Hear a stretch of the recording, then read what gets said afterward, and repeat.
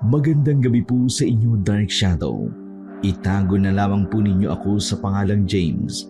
Nais ko lang pong ibahagi sa inyo ang aking karanasan na kahit kailan, hinding-hindi ko makalilimutan. Isa po akong guro sa aming magkakapatid na lalaki. Ako lang ang naiiba. Bata pa lang kasi ako. Gustong-gusto ko na ang pakiramdam na nagbabahagi ako ng nalalaman ko. Yun ang dahilan kung bakit education ang kinuha ko pagtungtong ko ng kolehiyo. Naging ganap na guro po ako. Una, tinanggap ko ang nag-offer sa akin sa isang malayong school sa Mindoro.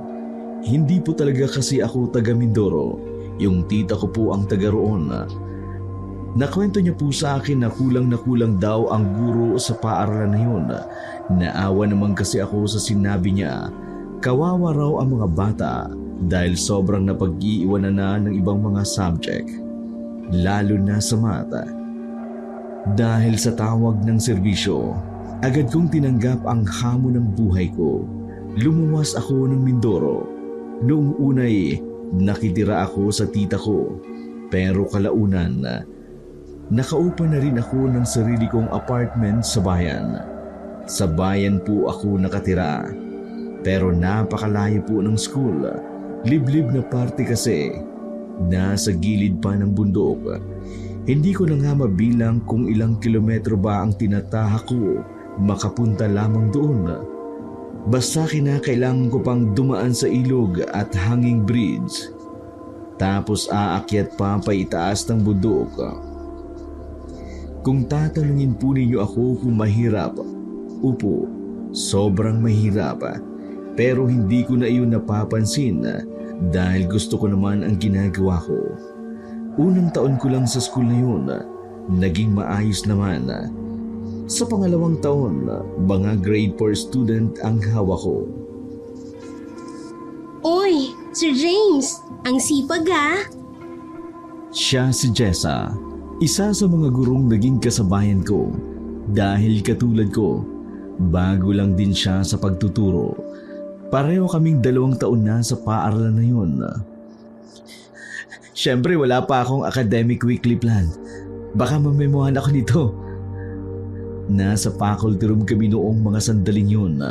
2 lang kami noon. Dahil nasa klase pa ang ibang guro. Nagkakasabay lang talaga kami pag free time naming 2. Buti na lang tapos na ako dyan. Sorry inabala kita. Hindi, ayos lang. Patapos na rin naman ako. Siya nga pala.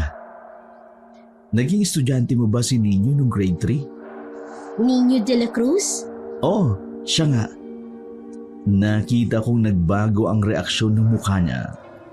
Oo, naging estudyante ko siya. Matalinong bata yan. Pero eto sa atin lang ang weirdo ng batang yun. Minsan yung mga sinasabi niya sa mga kaklase niya, parang out of the world na.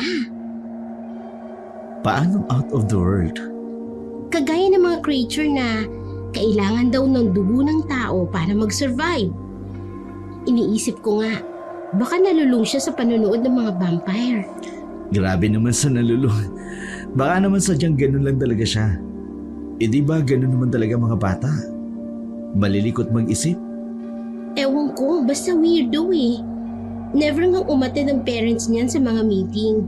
Ang sabi naman ni Nino, hindi raw nakikihalubilo ang mga magulang niya sa tao. Interesting ang batang yan Try ko ngang i-observe. Mula nang sabihin sa akin ni Jessa ang mga salitang yun, natuuna ang atensyon ko kay Nino. Kasi simula pa lang naman kasi ng first quarter, kaya alam kong mas marami pa akong malalaman sa kanya. Tuwing nagtuturo ako, tahimik lang naman siya sa gilid, nakikinig at direktang nakatingin sa akin. Minsan medyo naiilang ako kung paano niya ako tingnan, para kasing palagi may gustong sabihin sa akin ang mga mata niya. 3:00 ng hapon na kinausap ako ni Mr. Duelo. Siya kasi ang subject teacher ng mga oras na yun. Araling pangkasaysayan ang itinuturo niya. Ang sabi ni Mr. Duelo, sabi raw ni Nino, na ang mga Kastila tinalo ang mga kakaibang nilalang noon. Ayos lang naman daw sana kay Mr. Duelo. Pero dahil talagang ipinipilit ng bata, dahil ako ang advisor nila, kinausap ko si Nino nung uwian na namin. Pagpasok pa lamang ni Nino sa faculty, napatingin na ang lahat ng guro sa kanya. Tumahimik silang lahat para bang alam nilang may something talaga kay Nino. Magandang hapon sa inyo, Nino. Gusto ko sanang malaman kung totoo bang nakipagtalo ka kay Mr. Duelo kanina? Opo, kasi po, mali po yung tinuturo niya. Sandali akong napatingin sa kapwa ko guro na naroon. Mali? Pwede mo bang sabihin sa akin kung bakit? Di po mga Pilipino sundalo yung nakatalo sa mga Kastila, kundi po mga nilalang na hindi pangkaraniwan. Sumenya sa akin si Jessa na parabang sinasabi na iyon ang tinutukoy niya noong nag-usap kami. Huminga ako ng malalim. Nagreserba agad ako ng mahabang pasensya. Mga nilalang na hindi pangkaraniwan?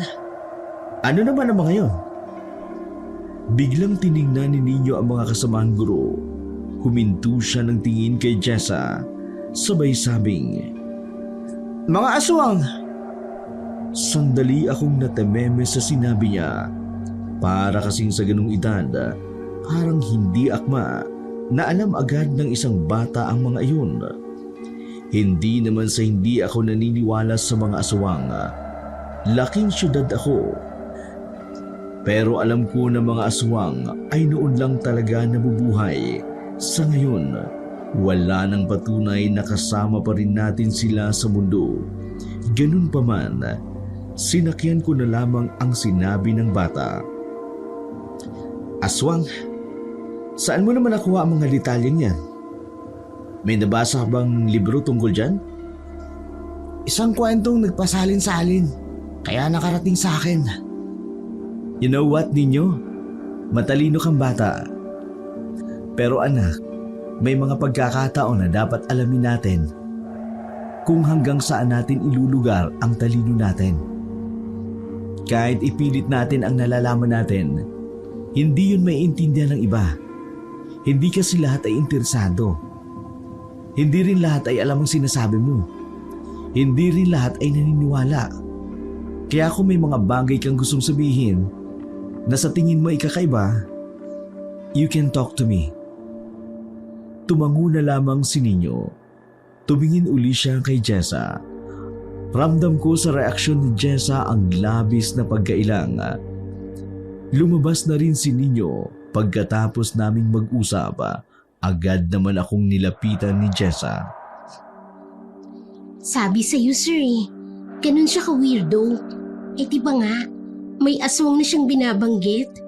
Kaya pala ang iba niyang kaklase, natatakot na kasi ganun ang sinasabi niya. Sorry Ma'am Jessa. And to all the teachers here na naiilang kay ninyo, I will handle him properly para mag-guide ko ang bata. Pakiramdam ko kailangan niya lang ng extra care. So please, wag sana natin siyang ituring na kakaiba sa lahat. Ayokong maramdaman niya na iniiwasan natin siya. Sumang-ayon naman sa akin ang karamihang mga co-teacher ko. Ganon din naman si Jessa. Kinabukasan, himala dahil sobrang aga kong pumasok. Kadalasan kasi, late na ako halos ng 15 minutos dahil sa bayan pa ako nanggaling. Mag-aalas 6 pa lang ay nasa school na ako. Nasa gate pa lang ako. Natanaw ko na si Nino sa loob ng room namin.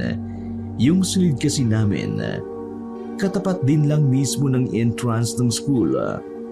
Nagtaka naman ako kasi sobrang aga. Chip, anong oras dumating dito yung bata na yun? Halata sa mukha ng guard namin, baging siya man ay nagtataka rin. Mag-alas 4 pa lang sir, nandito na yan. Saan naman nakatira yan sir? Bakit sobrang aga lagi nakakarating dito? Lagi siyang maaga dito? Opo sir. Minsan nga, nauuna pa siya sa akin dito. Sabay kaming napasok dito sa school natin. Grabe naman. San ba rito yung Barangay Bukayon? Doon daw kasi nakatira ang batang yan sabi niya sa akin. Nagulat ang gwardiya nang sabihin iyon. Barangay Bukayon ba kamo sir?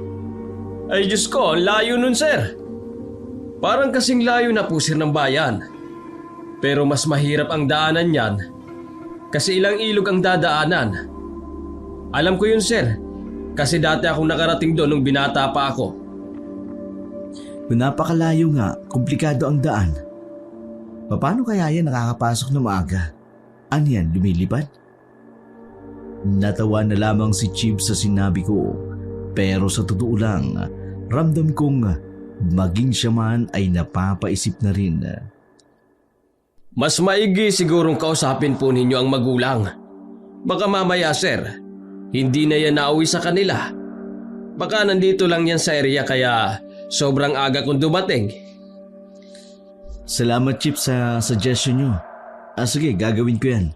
Mag-almusal ka na. Akit na ako. Salamat Tinapi ko na lang ang balikat ni Chip. Umiling-iling pa ako habang naglalakad. Habang tumatagal, pawerdo na ng pawerdo ang batang si Nino. Naging malaking palaisipan para sa akin ang katauhan niya.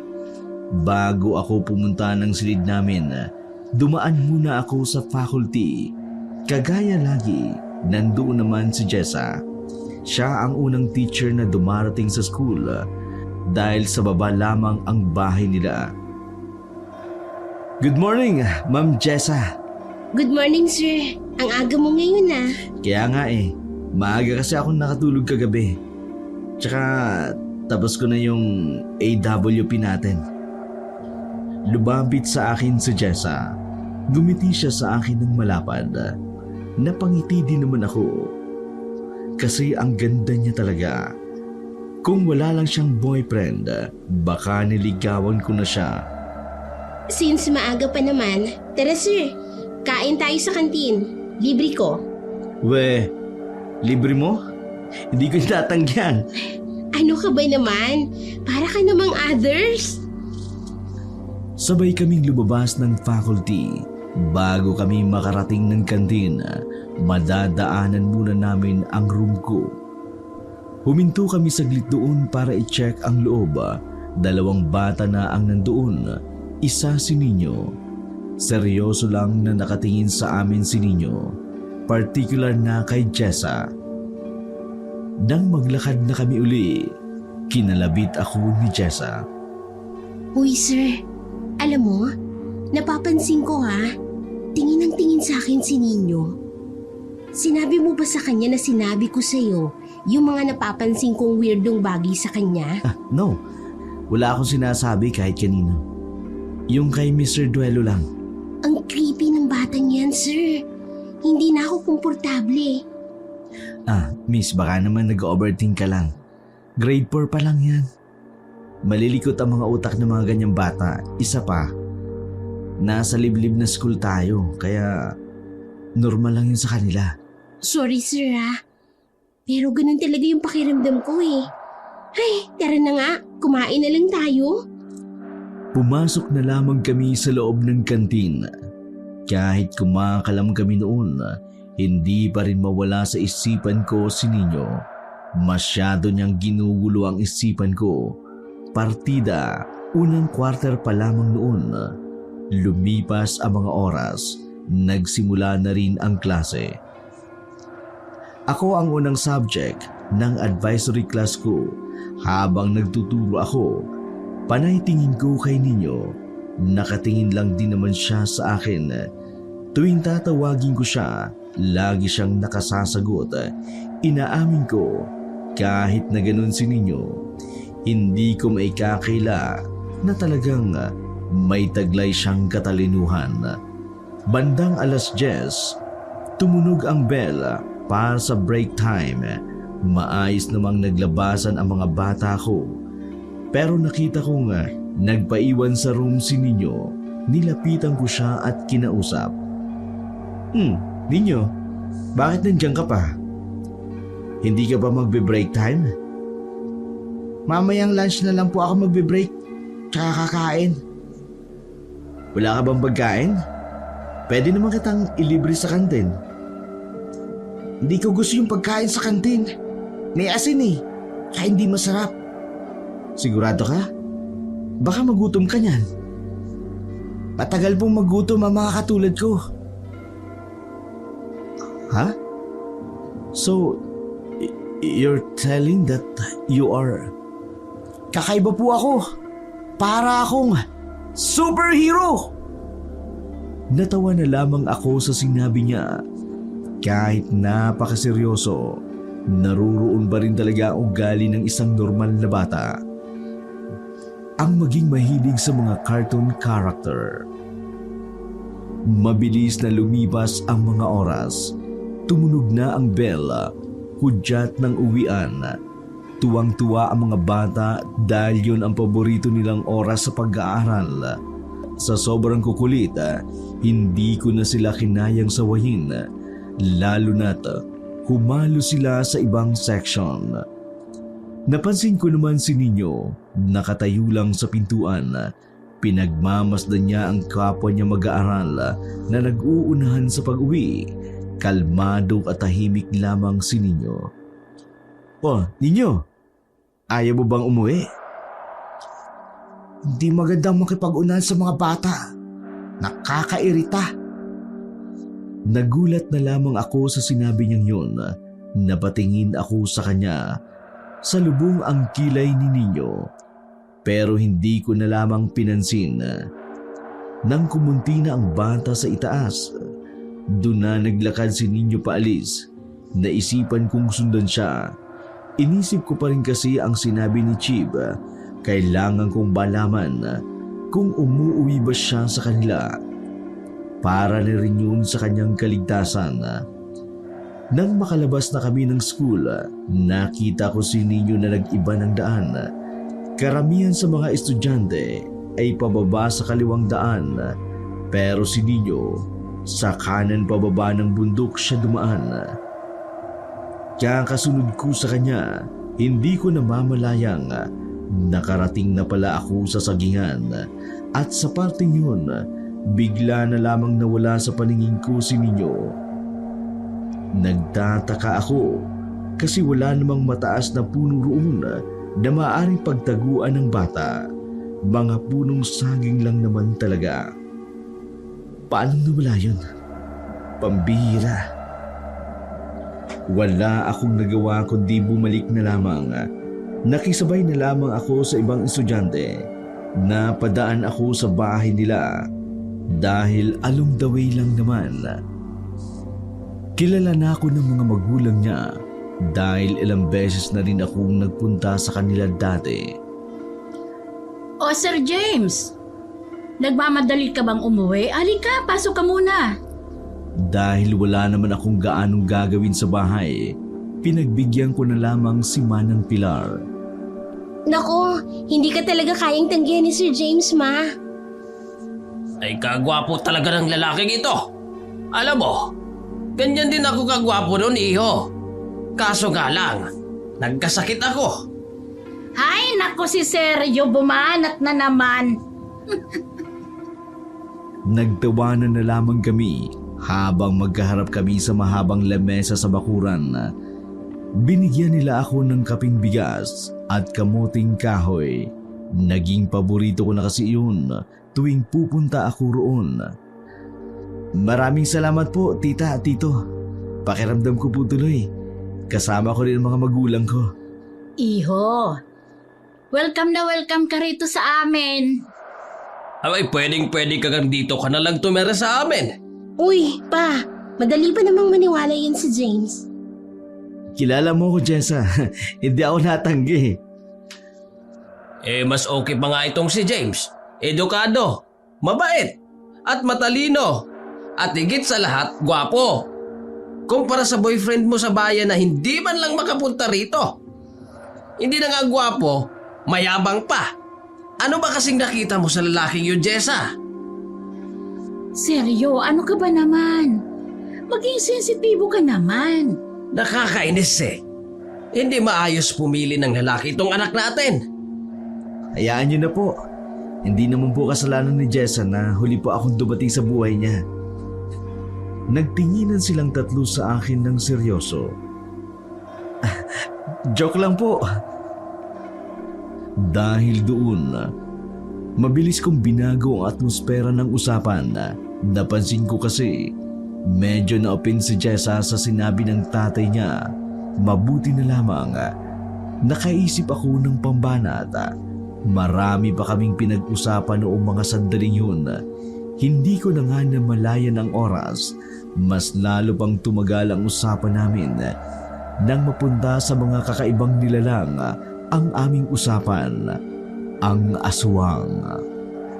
Noong araw, kakaunti pala ang tao rito.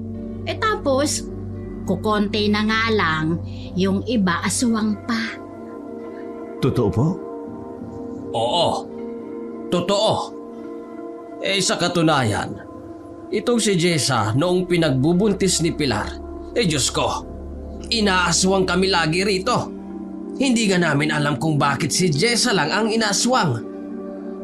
Noong sa mga kuya niya naman, hindi naman inaswang. Nasaan na po pala ang mga kuya niya? Pinili kong ibahin ang usapan dahil pansin kong hindi na komportable si Jessa pero hindi makaramdam si Mang Seryo. Nasa Maynila na sila. Mas maganda raw kasi ang pamumuhay doon. Nauwi lang ang mga yon kapag bakasyon. Mas okay na yung nandoon sila. At least doon walang aswang. Matataas ang gusali doon, di ba? Kaya ikaw, Jessa, ay kung magbubuntis ka, lumuwas ka na agad ng Maynila. Kasi mas ligtas ka doon. Kaysa rito sa lugar natin, liblib. Kahit marami nang nakatira, ang hirap malaman kung sino ang aswang. May mga pangontra naman di ba sa mga aswang? Aboy, oo naman. Pero hindi naman lahat ay tatalab. Ma, pa, tama na nga yung usapan niyan. Gabi na uuwi pa yan si James. Baka mamaya niyan dahil sa sobrang takot hindi na yun makauwi. Oo nga po. Sinakyan ko na lamang ang sinabi ni Jessa. Dito na lang siya matulog. Uy, mahiya ka nga, seryo?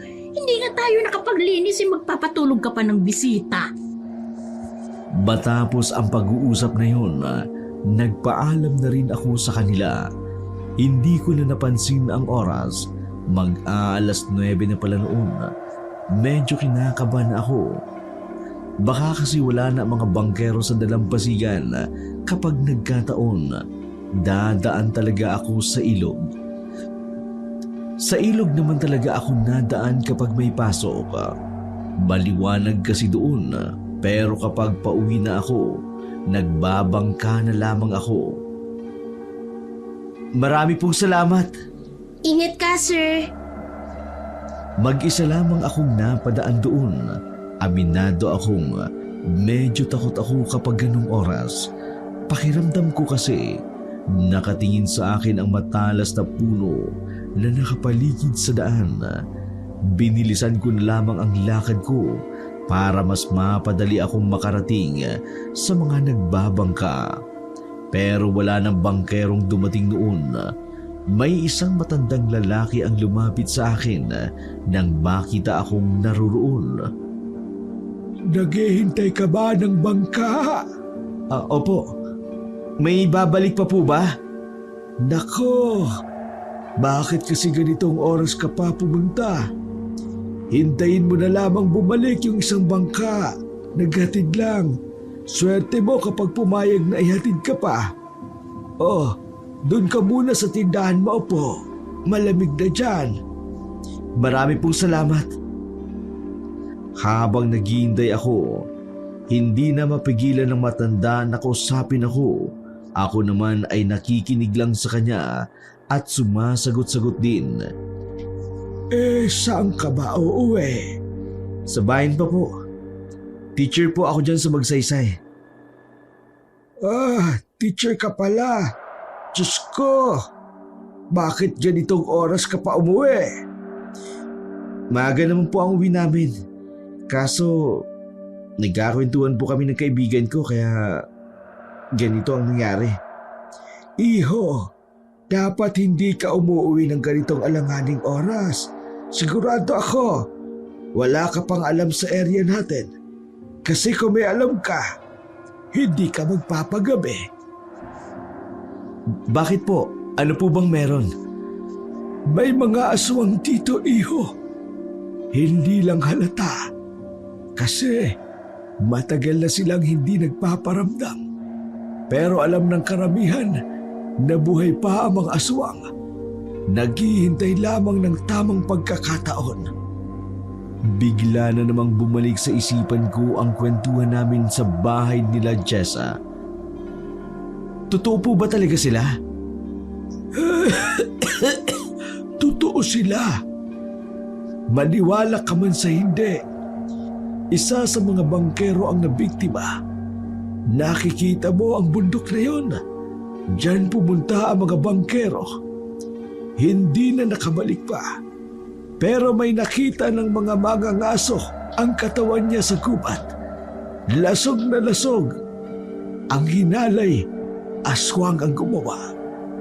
Kaya walang bangkero ang gustong maglayag ng ganitong alanganin. Kung meron, mga makukulit lang talaga yun.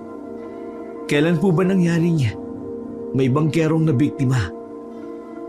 Matagal na. Wala pang paaralan ang Magsaysay.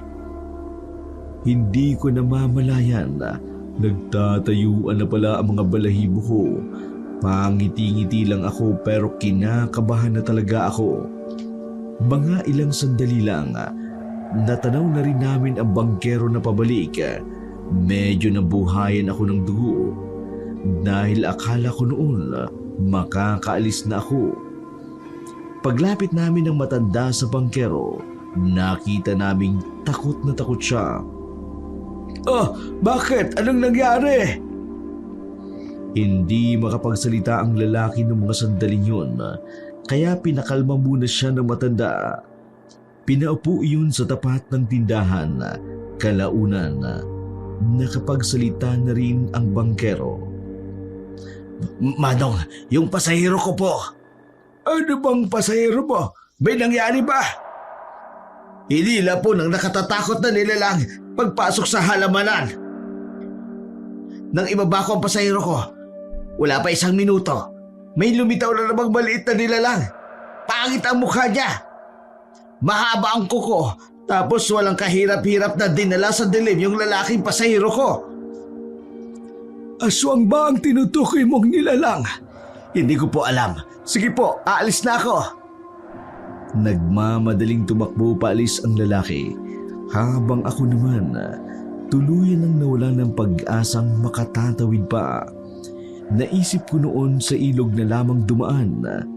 May tulay naman doon, pero dahil sa sinabi ng lalaki sa amin, bigla akong nabahala, lalo pat madilim-dilim rin sa ilog at malamang sa malamang ako din ang mag-isang naruroon sa ganung oras. Habang naglalakad pabalik, palingon-lingon ako sa gilid at sa likod. Hindi ako mapalagay. Binabalot na ako ng takot. Diyos ko, sana naman makabalik ako kina Jessa ng ligtas. Paulit-ulit akong nagdasal noon. Kung sino-sinong santo ang binabanggit ko, nakailang ama namin na rin ako. Hindi na ako nakatiis, tumakbo na ako ng mabilis. Habang ginagawa ko iyon, nagtayuan ang mga balahibo ko. Kumakabog din ang dibdib ko. Nang matanaw ko ang kabahayan, kahit paano, nabawasan na rin ang kaba ko. Naglalakad na ako noon. Medyo kampante ako kasi may makaririnig sa akin sakali mang may mangyaring hindi maganda. Lumapit na ako sa bahay nila Jessa. Kinakato ko na ang pinto nila. sa pagbabaka sakaling gising pa sila. Jessa! Tito Sergio! Tita Pilar! Makailang ulit ko yung ginawa pero si Jessa ang nagbukas ng pinto. Oh, anong nangyari? Wala naman. Wala nang bangka masasakyan. Ano kasi, nakakaya pero okay lang bang dito na muna ako magpalipas ng gabi? Sige. Wala namang problema. Pasok ka. Pasensya ka na ha. Pwede naman sana akong dumaan sa ilog. Kaso madilim na dun eh. Ayos lang. Tsaka kami rin naman ang dahilan kung bakit na-late ka sa bangka. Jessa, may sasabihin sana ako sa'yo. Pero wag ka sana mabibigla. Ano ba yan? Sige, sabihin mo. Jessa, feeling ko talaga totoo ang mga aswang eh. Natigilan naman si Jessa. Yung huling bangkero kasi na nakabalik, takot na takot. Yung pasahero niya raw, hinila ng nakatatakot na nilalang papunta sa dilim. Sabi rin nung matanda na nakausap ko doon, totoo talaga mga aswang. Oh my God! Dapat na ba tayong mabahala? I mean, ang school, safe kaya? Safe naman siguro. Ang mga aswang lang naman eh. Hindi naman basta-basta nang-aatake ng maraming tao. Kaya siguro, mas maiging i-request natin sa admin na gawing mas maaga ang uwi ng mga bata. Magandang ideya yung naisip mo, James. Kasi ang delikado rito yung mga bata talaga. Lalo na yung mga umuuwi ng malayo at wala namang mga sundo. Tingin mo, papayag kaya ang admin? Ang tanong dyan, maniniwala kaya sila na may aswang? Hindi ko alam. Napailing ako noong mga sandaling yun. Nilatagan na lang din ako ni Jessa ng banig sa maliit na sala. Maayos naman ang pagtulog ko roon. Sabay kaming gumising ni Jessa para pumasok. Mabuti na lang din. May pantalon at polo shirt naman ang tatay niya. Yun na lamang ang ginamit ko nang pumasok ako. Pagdating namin sa school, nakita agad namin si Ninyo na nasa pintuan ng silid namin. Ayon kay Chief, maaga na namang naroon ang batang yun. Madilim pa sa paligid ay pumasok na agad si Ninyo. Diyan ka magtataka. Malayo ang bahay niya. Pero lagi siyang nauunang pumasok. Dinaig pa niya yung mga estudyante na nasa ibaba lang nitong school. Actually, napapaisip din ako din eh. Gusto kong makausap ang mga magulang. Kasi nga baka mamaya, hindi naman umuwi ang batang yan sa kanila. Kung okay lang sa'yo, pwede mo ba akong samahan pumunta sa kanila? Hindi ko kasi alam kung paano eh. Nakarating na ako rin dati. Pero sigurado ka bang pupunta ka ron?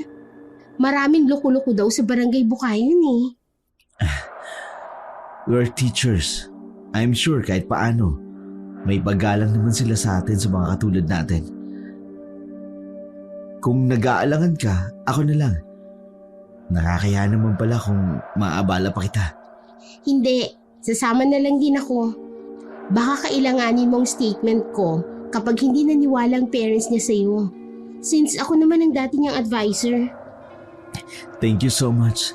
Mamaya na lang siguro kung wala nang gagawin. Total, maaga pa naman ang uwi natin ngayon. Hindi pa naman regular class. Tumango na lamang si Jessa. Naglakad na rin kami patungo sa kanya-kanya naming silid. Naghiwalay na kami ni Jessa pag-akyat namin sa hagdanan. Dumaan muna ako sa room at naabutan kong nandoon nga si Ninyo. Tulala na naman siya sa pisara kaya nilapitan ko siya. O Ninyo, sobrang aga mo yata. Napansin ko nito mga nakarang araw, lagi kang napapaaga. Ganito po talaga ako lagi kaaga. Bakit po kayo nagtataka? Di ba malayong uwian mo? Napaka-imposible kasing darating ka dito ng mas maaga kesa sa guard. Ano ka ba, lumilipat? Pabiro lang ang pagkakasabi kong yun, pero siya, Seryoso siyang sumagot. Opo. Lumipad ka? Lumilipad ka? Seryoso? Lumilipad po ako. Sinabi ko na sa inyo, isa akong superhero. Pambira kang bata ka. Mapagbiro ka pala talaga. Seryoso po ako. Sige na. Diyan ka na lang muna ha. Pupunta lang muna ako sa faculty. Alagaan niyo po si Ma'am Jessa ha. Buntis po siya. Napatigil ako paglabas ng pinto. Nilungon ko siya na may seryosong mukha. Anong sinabi mo? Buntis po si Miss Jessa. Nilapitan ko siya ulit. Huwag kang maingay. Baka may makarinig yan eh. Masira pa ang imahe ni Miss Jessa. Huwag kang magsasalita ng hindi totoo ninyo. Sige na, aalis na ako. Hinawakan ko pa siya sa ulo. Paglabas ko ng silid, napaisip ako sa sinabi niya. Kaya naman, pinagmasdan ko na maigi si Jessa na magkasama kami sa faculty. Hindi na ako nakatiis. Biniro ko na siya. Uy, Jessa, namutla ka ha? Buntis ka ba? Sa sinabi kong yun ay nabigla siya. Bigla na lamang niyang isinirado ang pinto ng faculty. Teka, paano mo nalaman? So, totoo? Oo, 4 na buwan. Hindi ko nga alam kung paano ko sasabihin sa mga magulang ko. Kanino? Malamang sa boyfriend ko. Parang timang naman yung tanong mo eh. Teka nga, paano mo nalaman? Marunong ka bang kumilatis ng buntis? Hindi. Alam mo kung paano ko nalaman? Sinabi sa akin ni Ninyo. Wait, ano? Si Ninyo? Alam niya? Ewan ko ba sa batang yun? Sinabi niya sa akin kanina, alagaan daw kita dahil buntis ka raw. My God! Anong klaseng tao ba ang batang yan? Para sa ganong edad, nakapagtataka naman na malaman niya na buntis ako. Wala naman akong pinagsasabihan. Gifted yata si Ninyo eh. Gifted o creepy? Natigil na lang ang pag-uusap namin na yun nang dumating ang iba pa naming co-teacher. Balisa sa Jessa ng mga oras na yun, inisip niya kasi na baka ipagkalat din ninyo ang bagay na yun. Hindi naman big deal sa school namin ang pagbubuntis. Kaso nga lang, maselan kasi na may ibang teacher na ayaw nila sa mga babaeng nagpapabuntis kung hindi pa naman kasal. Mabilis na lumipas ang mga oras. Lunch break na.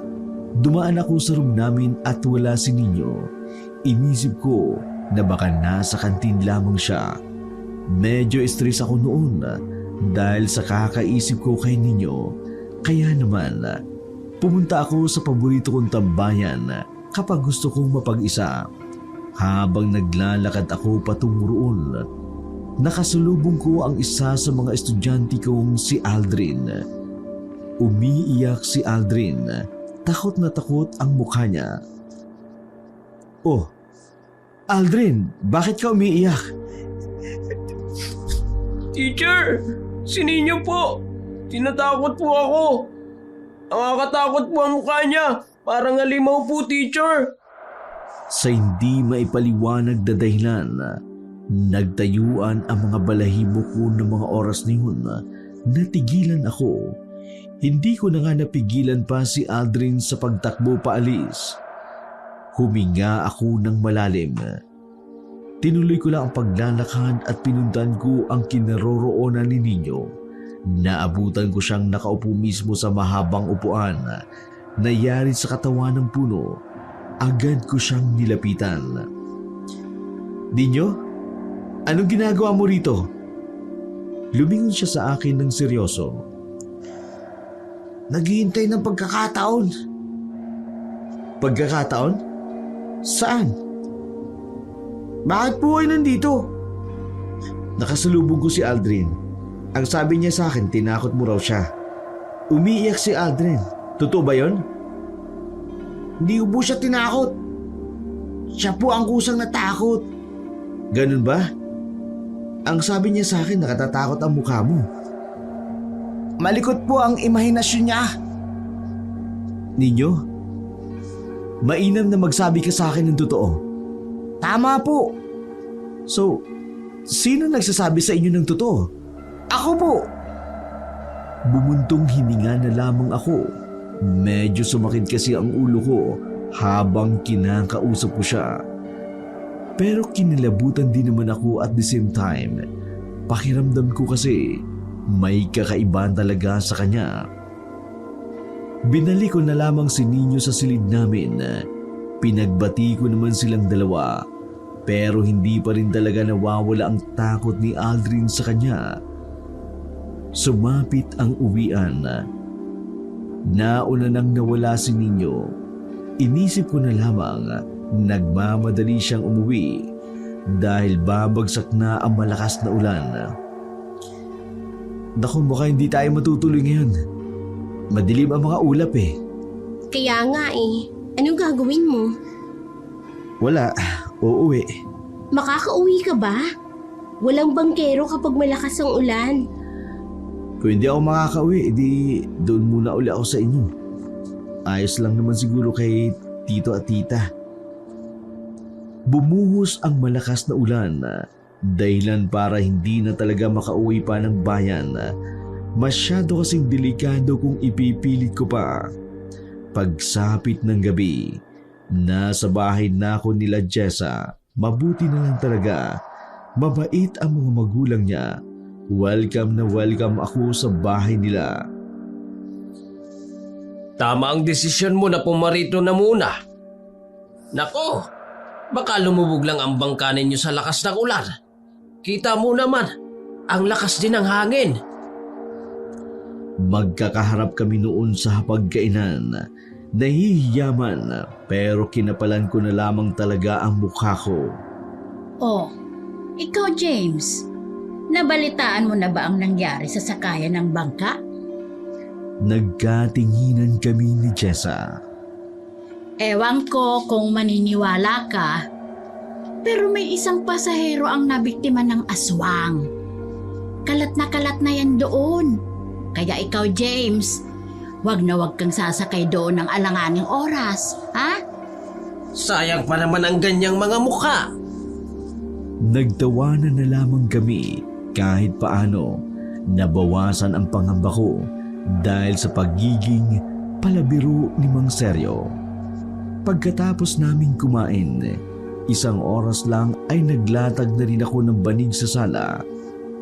Ambo na lang ang meron noon, pero malamig pa rin ang paligid. Nagpaalam na sa akin si Jessa, habang ako naman nakahiga na rin. Kumpara sa mga unang tulog ko roon sa puntong yun, hindi na ako dinadalaw ng antok. Hindi ko maipaliwanag ang nararamdaman ko sa tuwing ipinipikit ko ang aking mga mata. Para bang may nanunood sa akin. Sandali akong bumangon at tumingin sa bintana. Walang kurtina iyon. Salamin lang naman ang harang na bakal. Wala namang tao. Bakit hindi ako makatulog kanina pa? Huminga na lamang ako uli. Naramdaman ko na lamang na parabang merong naglalakad sa itaas ng bubong. Akala ko ako lamang ang nakaramdam noon. Pero lumabas si Jessa ng kwarto. Siya ang naabutan kong gising. Narinig mo?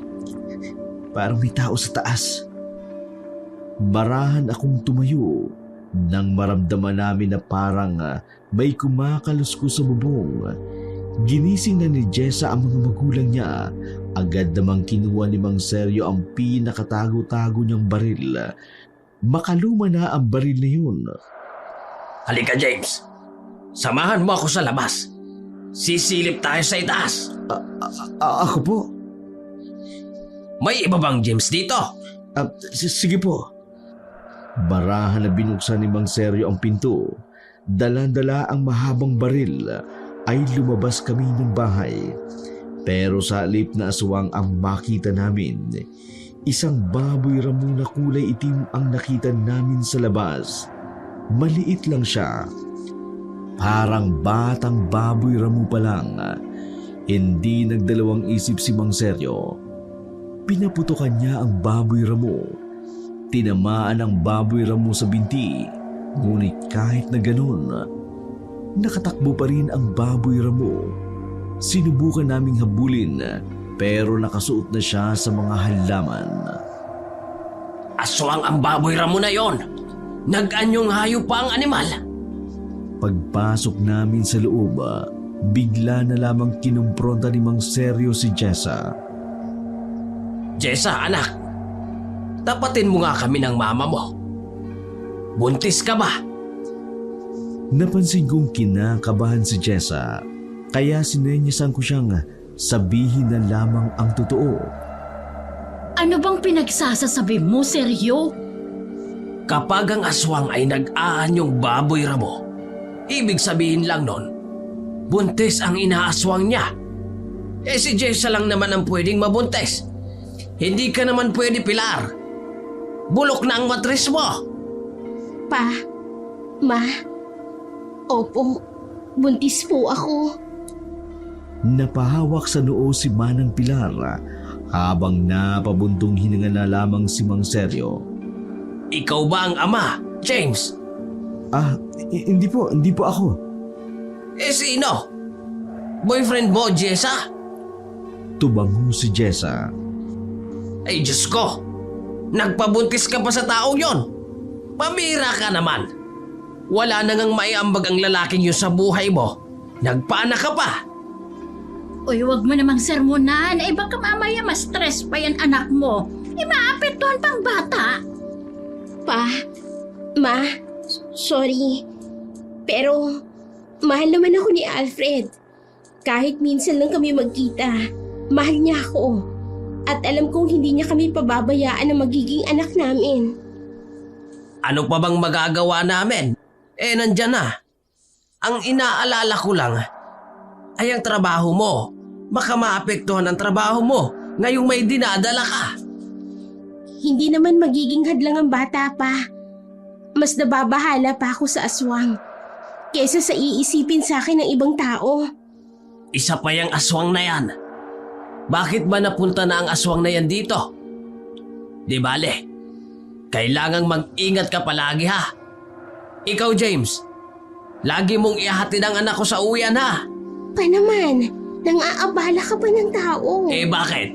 Magkaibigan naman kayo ha? Okay lang, Jessa. Wala namang problema sa akin. Basta ligtas ka lang at ang bata. Maghahanap ako bukas ng pangontra sa mga baul ko. Dalhin mo yun para hindi ka malapitan ng mga lintek na mga aswang na yan. Kinabukasan, pagpasok ko ay naka-uniforme ako. Isinama kasi ni Manang Pilar sa paglalabada ang uniforme ko. Pagpasok ko ng silid, himalang wala si Ninyo. Tinanong ko ang gwardiya namin, pero ang sabi niya, hindi daw nakitang pumasok ng gate.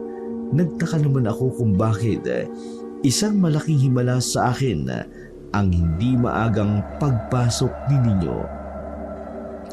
Lalabas na sana ako ng silid para pumunta sa faculty, pero nagulat na lang ako nang may biglang magulang na sumalubong sa akin. Isang lalaki na tingin ko'y nasa edad 30 pa lamang. Napatingin siya sa akin ng diretso, kaya palagay ko ako ang hinahanap niya. Hello po, magandang umaga. Ako ang tatay ni Ninyo. I see. Nasaan po pala si Ninyo? Hindi po ba siya papasok? Tiningnan muna ako ng lalaki ng malalim. Hindi ko alam. Pero sa pagkakataong yun, parang galit na galit siya na hindi ko naman maintindihan. Samantalang maayos naman akong nakikipag-usap sa kanya. Hindi siya makakapasok ngayon dahil may isang lapastangan na nanakit sa kanya. Ano pong nangyari sa kanya? Hindi mo na kailangang malaman.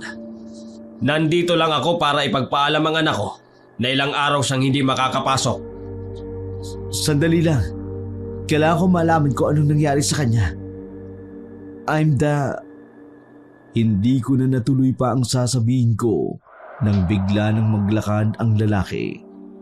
Hinabol ko siya. Pero pagdating ng hagdanan, bigla na lamang siyang nawala. Sir? Hinanap ko ang tatay ni Nino pero wala naman talaga akong nakita. Nagtaka ako kung baanong bigla na lamang siyang nawala. Pambihira. Saan kaya napunta ang isang yun? Gulong-gulo ako noon kung ano ba talaga ang nangyari. Dumating na rin sa punto kung totoo ba talagang nakausap ko ang tatay ni Nino o baka naman nagha-hallucination lamang ako. Ang sabi kasi sa akin ni Manong Guard, wala naman daw mga magulang na dumating sa gate. Sinabi ko ang pangyayaring yun kay Jessa. Maging si Jessa naman ay nabigla rin. First time daw kasing nagpunta ang mga magulang ni Nino. Doon daw kasi kahit ilang parents needed for ba ang ipinadala niya, hindi talaga ito sumisipot. Maganda na ang mga panahon ng araw na yun nang mag-uwian na. Nakapagpaalam na ako kina Mang Seryo at kay Manang Pilar. Matapos ang 2 araw, nakarating na rin ako sa apartment ko. Nakatulog agad ako dahil na-miss ko ang higaan ko. Maaga akong nagising kinabukasan dahil malayo talaga ang biyahe ko. 4:00 pa lang ng madaling araw, umalis na ako sa aking apartment. 6:00 na nang makarating ako sa school. Hindi pa naman ako late noon. Ilang minuto pa bago nagpasimula ang klase. Napansin ko na wala na si Jessa. Kaya naman, naisipan kong dalawin muna siya sa kanila. Kaso nga lang, baka hindi siya makapasok. Pagdating ko sa tapat ng bahay nila, nakita ko sila sa bakuran. Naabutan ko ang ilang residente doon na tinutulungan sila. Kinakabahan ako kaya dali-dali akong lumapit. Jessa, anong nangyari? Bakit may sugat si Tito sa paa? Binalikan kami ng aswang kagabi. Nahila ng aswang si Papa sa paa. Bumaon ang kuko niya sa binti ni Papa. Mabuti na lang at alerto ang mga kalapit bahay. Nako! Kung hindi, baka tigok na ako. Isang lalaki ang dumalo sa amin. Malakas ang kutob namin na baka anak niya ang maliit na baboy ramo na binaril ni Seryo. Naghihiganti ang aswang? Kaya nga, mamayang gabi, maghihintay kami rito. Paghahanda namin ang aswang na yon. Pero paano si Jessa? Napag-usapan namin, baka kung pwede, doon na muna siya sa iyo, iho. Yun ay kung ayos lang naman sa iyo at hindi makakaabala. Napatingin ako kay Jessa. Tumango lamang siya sa akin. Wala naman pong problema. Kesa naman po madami siya. Hindi pa naman buo ng husto ang bata sa tiyan niya. Kaya hindi pa siya pagkakainteresa ng aswang. Kaya habang hindi pa malaki ang kanyang tiyan, ilayo na muna siya rito. Kagaya ng napagkasunduan, isinama ko si Jessa sa amin nung uwian. Medyo maayos naman ang apartment ko dahil kahit paano, maluwag ang higaan niya. Ako naman, sa sahig lang ako nahiga. Meron din naman kasi akong banig. Pasensya na sa abala ha. Pero sigurado ka ba na dyan ka sa baba? Pwede naman tayong magtabi. Malaki naman ang kama. Sira, hindi naman tayo mag-asawa. Bakit tayo magtatabi? Wala ka namang gagawin kakaiba, di ba? Ewan ko sa'yo. Mabuti pa, matulog ka ng maaga. Dahil maaga tayong gigising bukas. Akin na nga yung uniforme mo. Isasampay ko lang muna. Maraming salamat. Batapos naming magkwentuhan, naglatag na rin ako ng banig. Isinarado ko na rin ang bintana. Pagsapit ng 2:00 ng madaling araw, ginising ako ni Jessa. Narinig naming pareho na merong naglalakad sa itaas ng bubuhan. Medyo nabahala ako noon. Hindi ko inakala na kahit nasa bahay na kami kung saan napakaraming kabahayan, masusundan pa rin kami ng aswang. Huwag kang maingay. Hayaan lang natin siya. Aalis din yan. Nasa ibaba lang kami ng kama habang nakikiramdam. Mga ilang sandali lang, naramdaman na lang namin na para bang binubutas niya ang bubong. Sa sobrang lakas ng pagkaluskos, maging ang ibabang boarders ay nagising na rin. Narinig kong nag-iingay na ang iba. Kinatok nila kami sa pag-aakalang kami ang kumakaluskos.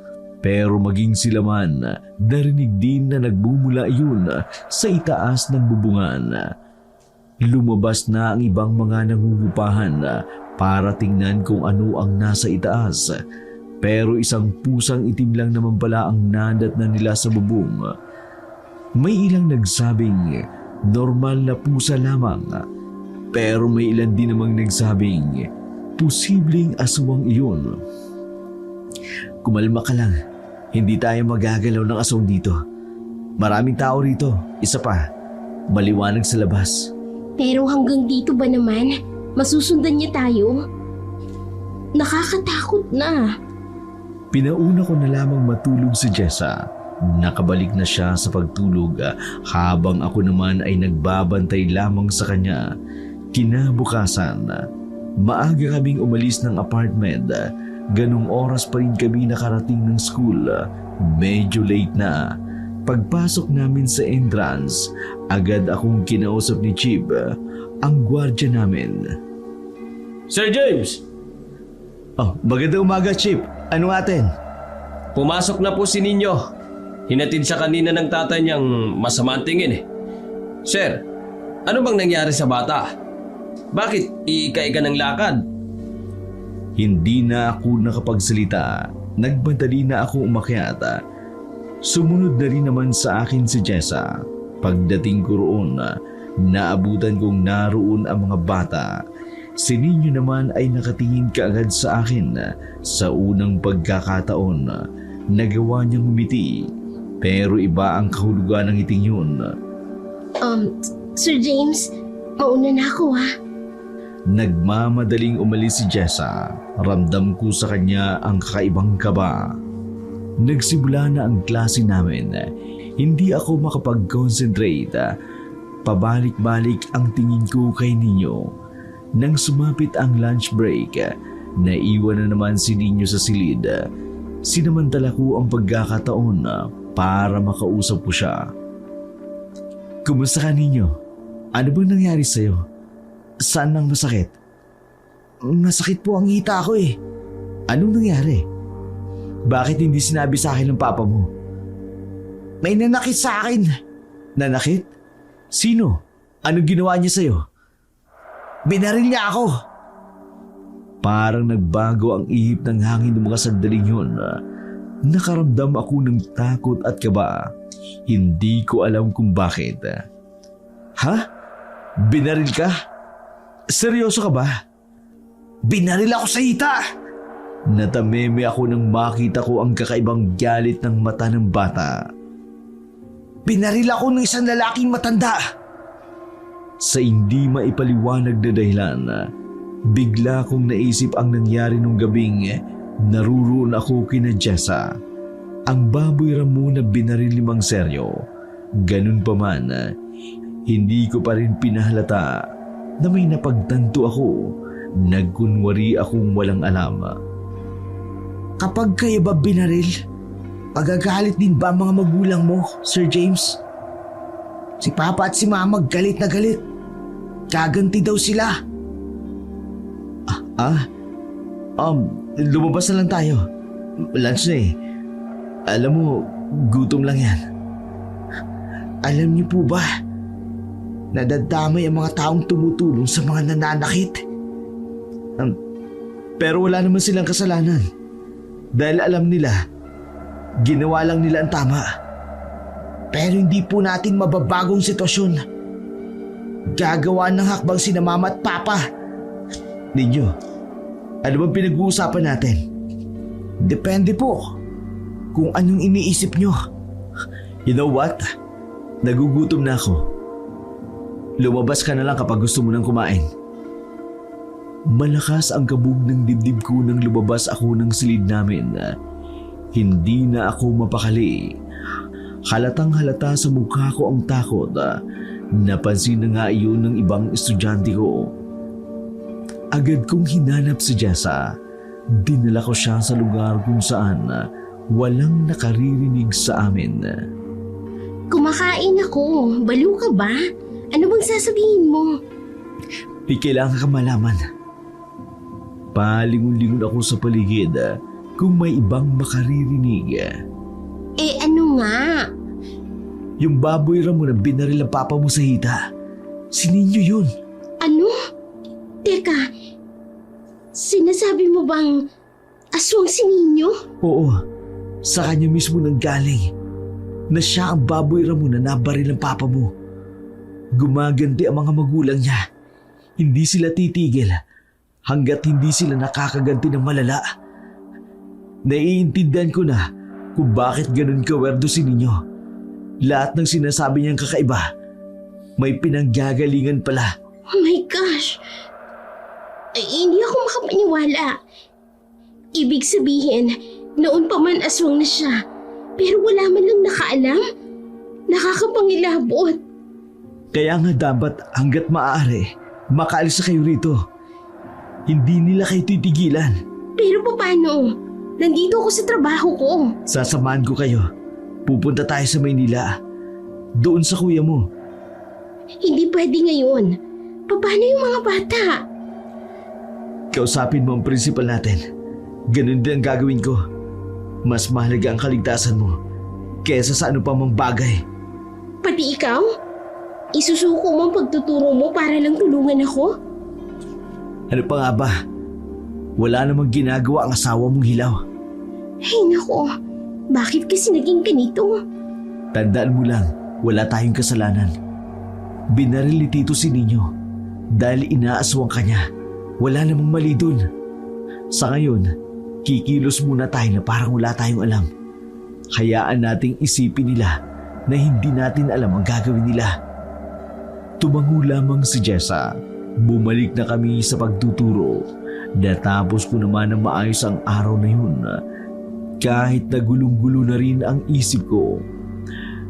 Nang mag-uuwian na, kumuway na sa akin si Ninyo. Pero alam ko, hindi yun para magpaalam. Para lamang yun bigyan kami ng babala. Nakakatakot kasi ang ngiti niya. Hindi na ako umuwi ng apartment. Kina Jessa ako matutulog para samahan sila. Bawal kasi ang maraming tao sa apartment, kaya hindi ko maisasama sina Tito at Tita. Maraming inilagay na pangontra si Tito at Tita. Kung ano-ano mga bagay na nakasabit sa labas at sa pintuan. May ilang kalugar din nila na kusang naglagay ng mga bawang sa bakuran. Bukod pa sa mahabang baril, may mga itak na nakasabit sa likuran ng puno. Medyo na ilalakad na rin namang seryo ang paa niya, pero hindi niya kayang idiin. Malalim daw kasi talaga ang kalmot sa kanya ng aswang. Pagsapit ng gabi, dito na kami nagsimulang kabahan. Patingin-tingin ako sa labas habang hawak ang itak. Si Mang Seryo naman, hindi binibitiwan ang mahaba niyang baril. Tinatalasan din namin ang pakiramdam namin. Base kasi kay Mang Seryo, traitor daw umatake ang mga aswang. Nakaramdam na ako ng antok ng mga sandaling yun, pero nawala ang antok ko. Nang sitahin ako ni Mang Seryo, pinalapit niya ako sa kanya sabay bulong. Nasa labas ng mga aswang. Nakita ko, may dumaang lalaki. Dito nakatingin. Maganda ka. Hindi na ako nakapagsalita, pero tinaguan ko na lamang siya. Malakas din ang kabog ng dibdib ko noon. Kulang na nga lang ay lumabas ang puso ko sa sobrang kaba. Makalipas ang ilang sandali, narinig namin ang malakas na kalabog. Pagsilip namin uli, isang lalaki ang nagpupumilit na pumasok sa bakuran, pero hindi niya magawa dahil may mga asin sa sahig at marami ding mga bawang ang nakapalibot sa bakod. Tito, mukhang kailangan na po nating umalis. Hindi na po tayo safe sa lugar na to. Habang buhay sila, hindi ka nila titigilan. Naisip ko na rin yan. Pero wala pa kaming pera para makaluwas ng Maynila. Ako na po ang bahala. Kesa naman po malapa kayo ng lalaking yan na nasa labas. Kung ganon, kailangang malagpasan natin ang gabing ito para bukas makalis na tayo. Pagtingin namin sa labas, nagtaka na lamang kami dahil wala na roon ang lalaki. Tito, pati ba yung bubong natin? Nilagyan nyo ng pangontra? Napailing at napahinga ng malalim si Tito Sergio. Nako, yan ang nakalimutan ko. Kunyemas naman na buhay ito. Baka napatigil ako sa pagsasalita nang marinig naming may naglalakad sa bubungan. Huminto iyon sa mismong silid na kinalalagyan ni Jessa at ni Manang Pilar.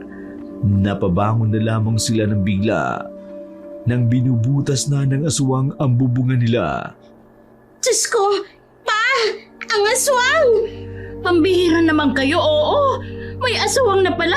Hinayaan niyo pa kaming matulog. Magsitahimik kayo. Hindi makakatulong ang pagiging taranta ninyo.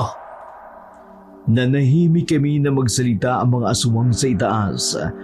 Kalmado lang ang tono niya, pero halata namang masama ang hangarin. Ma'am, sir, ang sabi ng anak kong si Ninyo, mababait daw kayo. Lalo ka na, Ma'am Jessa. Pero bakit ganon? Bakit ninyo binaril ang anak ko? Inaaswang ng anak mo si Jessa. Kahit wala pang 5 buwan ang tiyan niya. Ang ginawa ni Tito Sergio, tama lang. Para protektahan ang anak niya. Kung ganon, tama lang din pala ang ginagawa ko ngayon para sa aking anak. Tama lang na ipagtanggol at protektahan ang anak. Pero hindi naman sana tayo aabot sa ganito kung dinidisiplina mo ang anak mo. Aswang na nga kayo, mga wala pa kayong manners. Manners, manners! Manners! Gumaganyan ka pa, sir? Alam mo ba, wala akong pakialam sa sinasabi mo. Ang mahalaga lang sa akin ay maipaghiganti ang anak ko. Ibigay niyo sa akin ang babaeng yan. Kukunin ko ang nasa sinapupunan niyan. Hindi na ako nagpatinag. Mas nilakasan ko pa ang boses ko para umabot sa kabilang bahay. Ang kulit mo! Nabubuo pa nga lang ang bata! Wala pa kayong makakain! With all due respect, matuto kayong magbasa-basa ng science book! Aswang ka na nga! Wala ka pang alam sa science! Sandaling natahimik ang aswang. Tumango-tango na lamang si Tito Sergio. Natuwa siya kung paano kulibangin ang aswang. Dami mong sinasabi! Nakikipamilya ka lang naman sa kanila! Huwag ka nang makialam! Ang pakay ko ang babaeng yan! Kung ipipilit mo ang gusto mo, ibabagsak ko ang anak mo! James, okay po ba yung sinasabi mo? Pinahaba ko lang usapan. Wala na kaming pakialam sa grado! Ang kailangan namin, makakain ng masarap at hilaw na laman! Bigla niyang kinalabog ang bubungan. Niyupi na iyon na parang konting kalabog na lang ay lulubog na siya pababa. Sa ilalim ng lamesa. Pilar, dali! Doon kayo! Dali-daling tumungo si Manang Pilar at Jessa doon. Tinutok naman ni Mang Seryo ang baril sa bubong kung saan naroon ang aswang. Makailang beses niyang kinalabit ang gatilyo.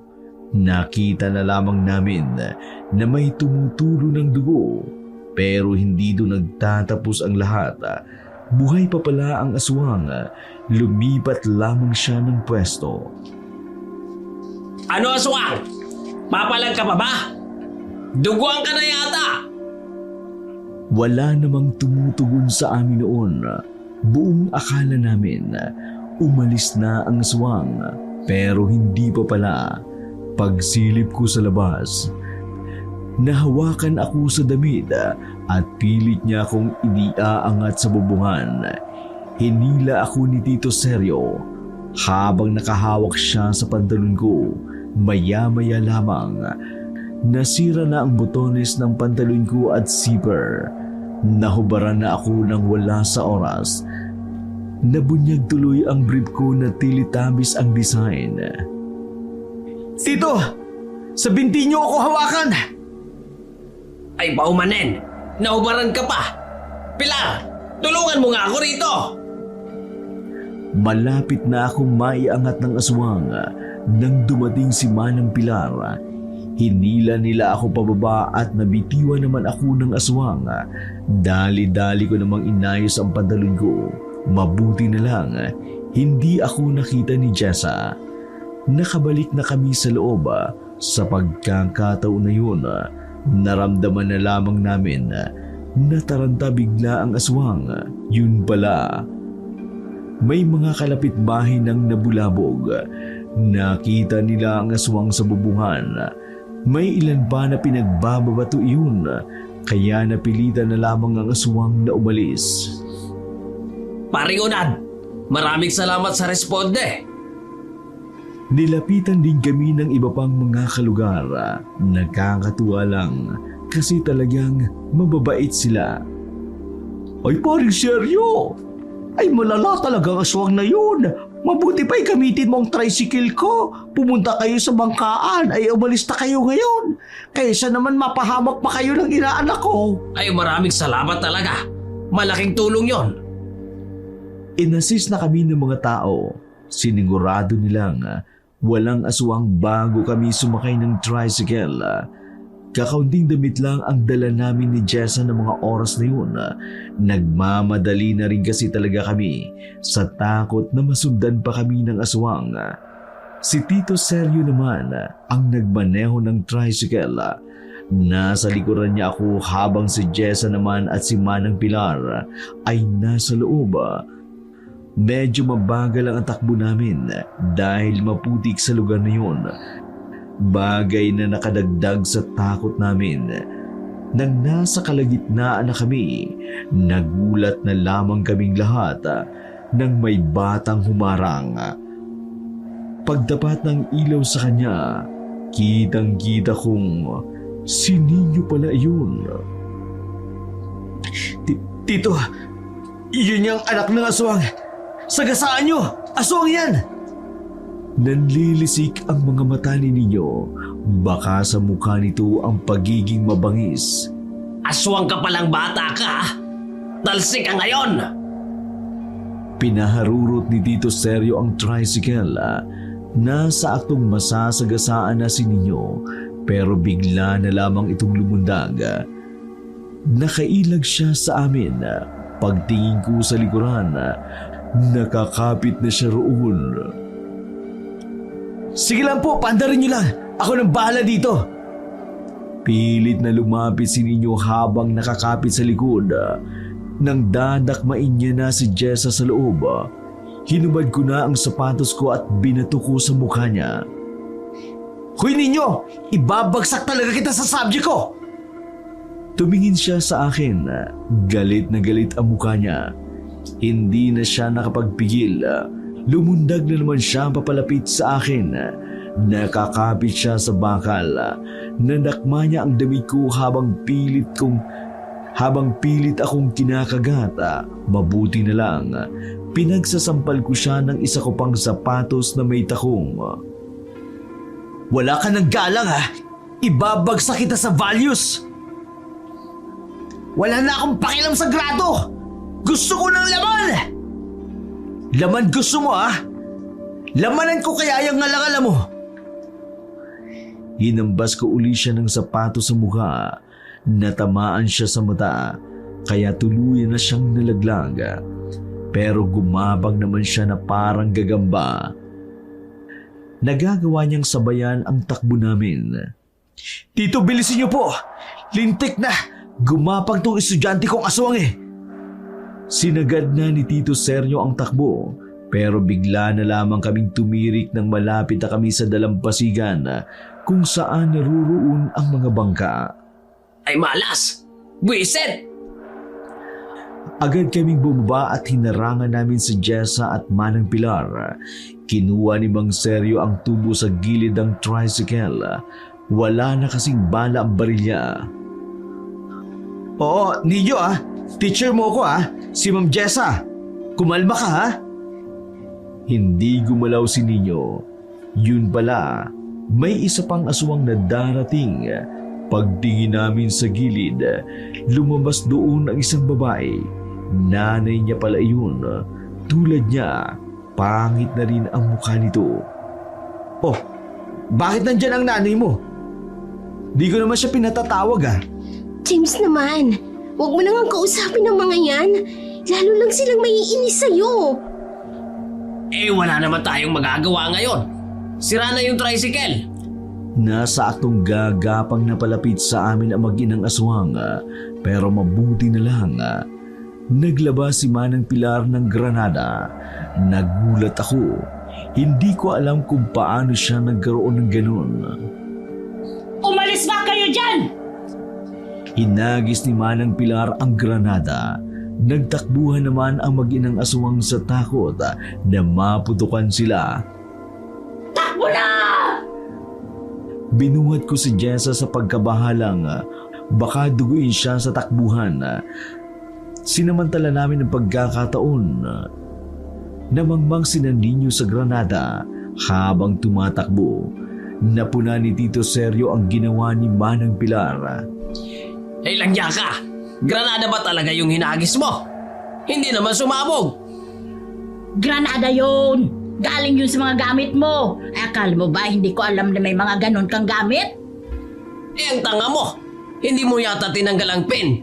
Magkikialam ka na lang, hindi mo pa alam gamitin.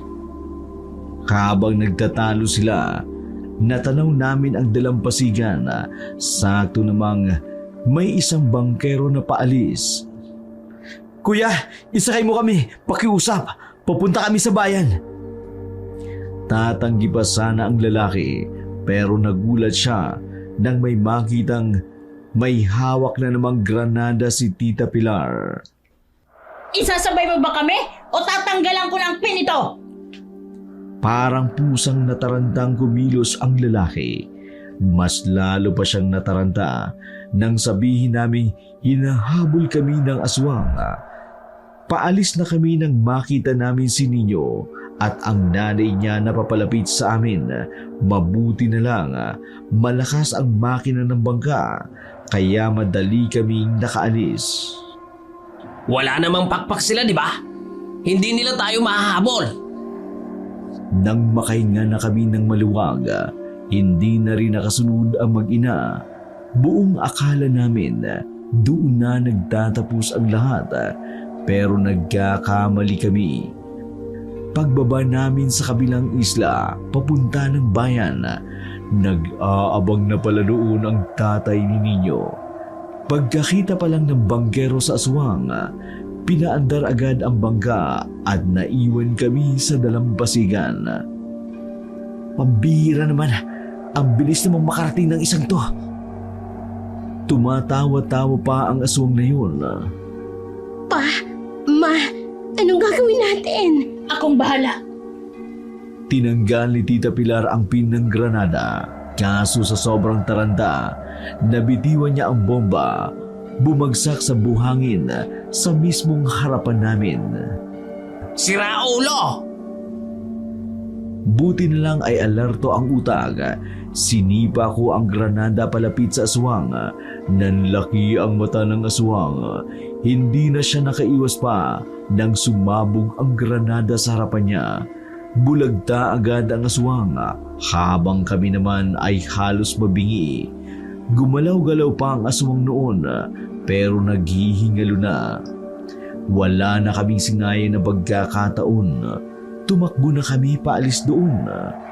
Nakarating po kami ng bayan at kinaumagahan, nag-impake na rin ako. Isinama ko sila pauwi ng Maynila para makaiwas kami sa natitira pang aswang. Pinaliwanag naman namin sa school head ang nangyari. Mabuti na lang naniwala ang principal namin. Pagkatapos kasi ng pangyayaring yun, kumalat iyon sa buong school. Hindi na kami nakabalik ng school. Sa Maynila na kami nagtrabaho. Dito na rin nanganak si Jessa. Hindi na rin kami ginulo ng aswang at kahit kailan, hindi na rin bumalik sila Jessa sa probinsya nila dahil habang nabubuhay pa si Nino at ang ina niya, malalagay pa rin sa panganib si Jessa at ang lugar nila. Sa ngayon, maayos na ang buhay namin. Ako ang tumayong ama sa anak ni Jessa. Hindi na rin kasi siya pinanindigan ng boyfriend niya. Masaya ako ngayon dahil sa wakas, wala nang aswang na iisipin namin tuwing sasapit ang gabi.